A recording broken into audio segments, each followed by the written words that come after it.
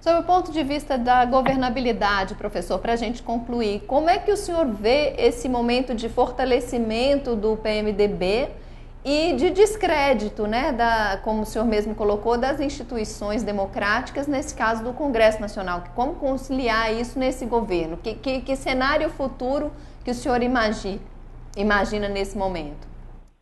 Sim. Olha, essa é uma questão interessante pelo seguinte, porque tanto o senador Renan Calheiros como o candidato que vai se apresentar para a presidência da Câmara dos Deputados, o deputado Henrique Alves, né?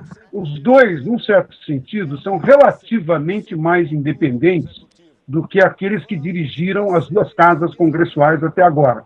Então, isso poderia levantar uma dúvida, né?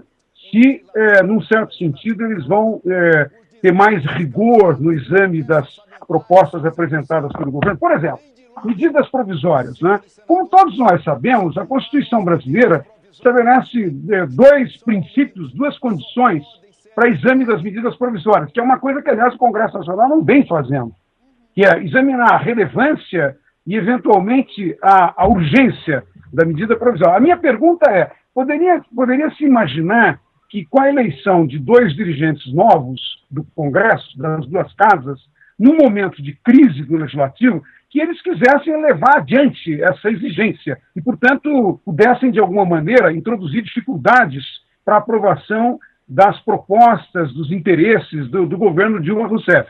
Eu não acredito que é isso que vai acontecer. Sabe? Eu acho que, apesar dessa relativa independência do senador Renan Calheiros e do deputado Henrique Alves, né, eles vão manter a composição da coalizão.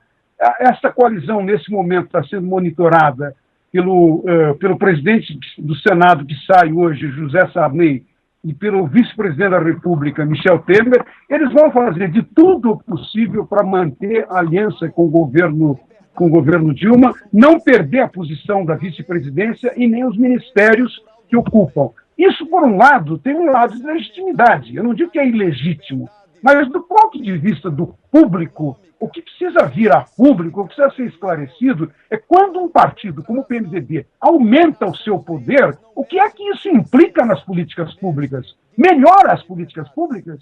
Muda a sua qualidade? Acrescenta alguma coisa que o PT sozinho não era capaz de fazer? Ou é apenas um problema de apoio político e de entrega de cargos? Veja, eu não estou dizendo que apoio político não é importante.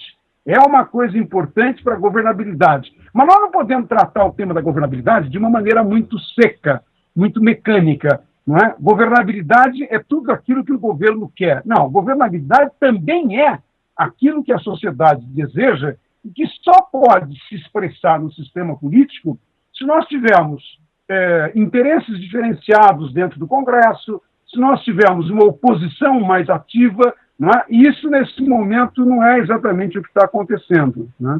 Então, eu colocaria nesse contexto mais amplo essa discussão sobre, digamos, que papel esses dois novos figurantes da direção do Congresso terão no que diz respeito à governabilidade.